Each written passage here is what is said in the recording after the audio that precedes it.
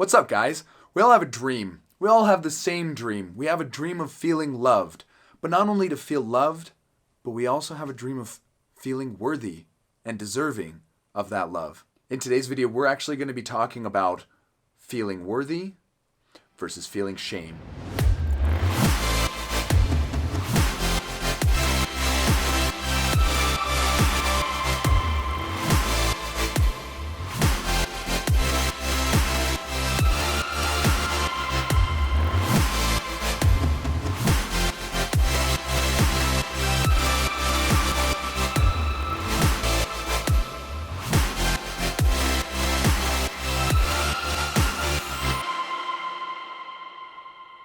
So in any good story, there has to be a narrative arc. So throughout my videos, you're going to see I'm going to try to incorporate the same structure of a dream, a struggle, and a victory.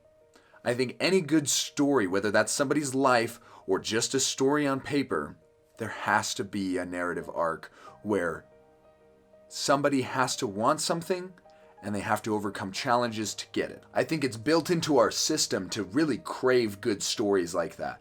And so every video I make, I'm going to try to incorporate what is the dream, what is the struggle, and what is the victory? How do we achieve that goal?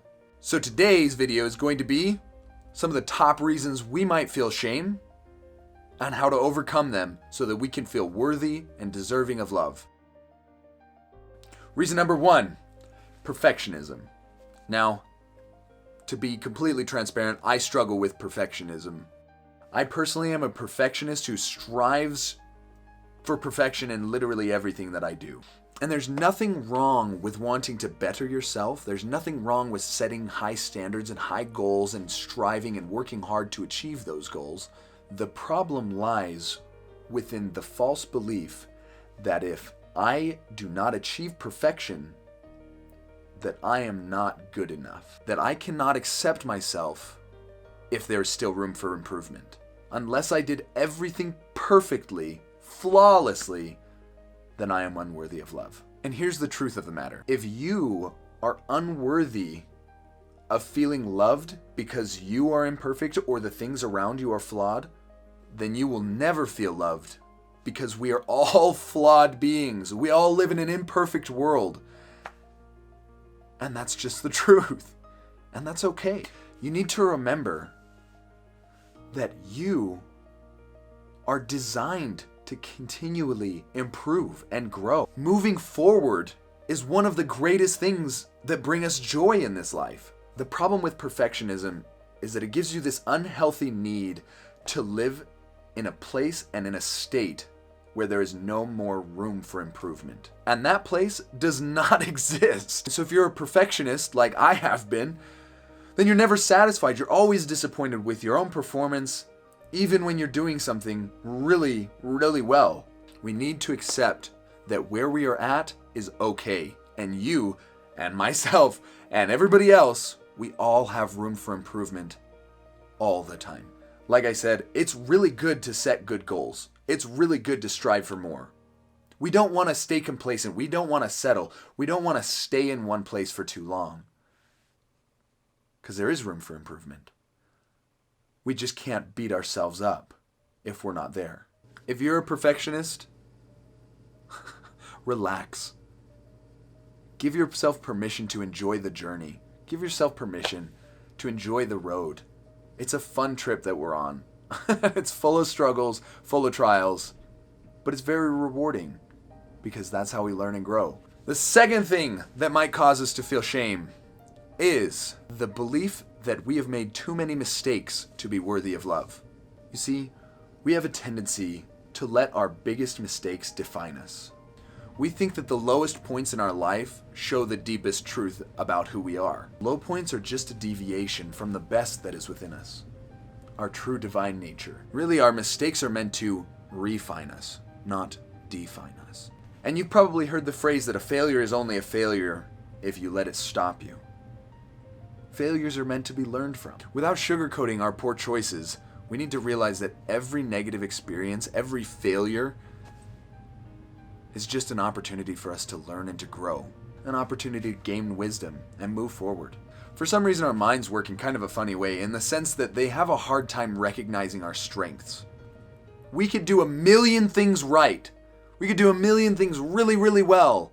And the one thing that we don't do well, that's what it points out. Our mind says, look, see, I told you, you're not good enough.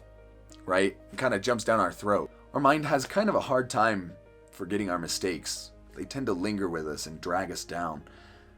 And at the same time, it forgets the good things that we've done so quickly. We might be really competent, but our mind says, do you remember that time? Remember that one time? You can't talk to her. Remember what happened last time? You're not confident. Or you remember that time you messed up so bad?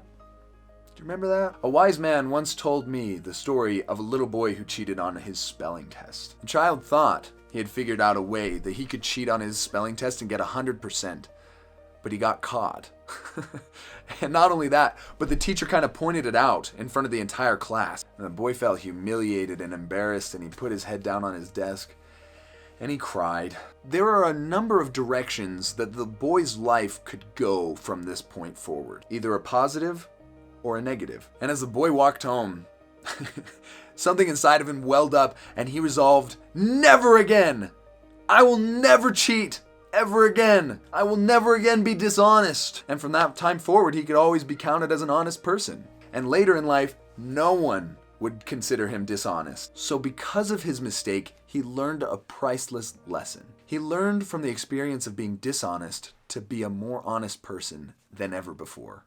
Every mistake contains the seed of an equivalent benefit. There's a way to use the experience in the dark to be a better person in the light. So we should not view ourselves as somebody who has made too many mistakes to be lovable. We've always been lovable. And if we apply what we learn from our mistakes, then we can continually grow and be better and better and better.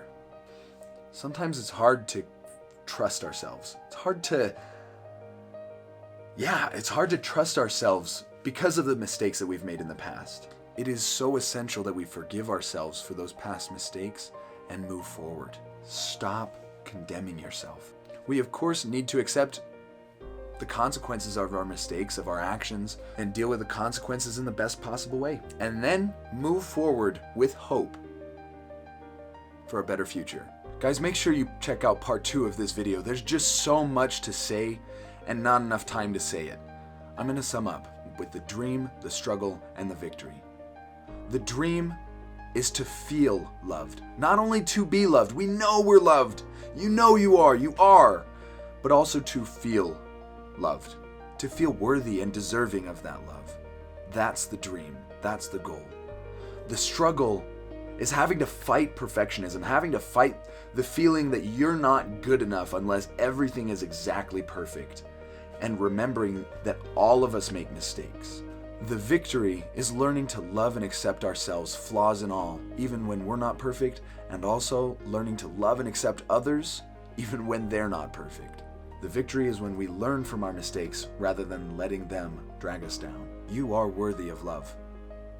I know that sometimes it might be hard to feel that way, but you are. Believe me, it is okay to be flawed. We find true interaction and true human connection through our flaws. Nobody is perfect, and everybody wants to connect to others. Flaws connect us. Flaws are one of the only things that we all have in common. So it's okay when things aren't perfect. We're all on this journey that we call life. And even though sometimes it can be hard, it is also so beautiful and so worth it.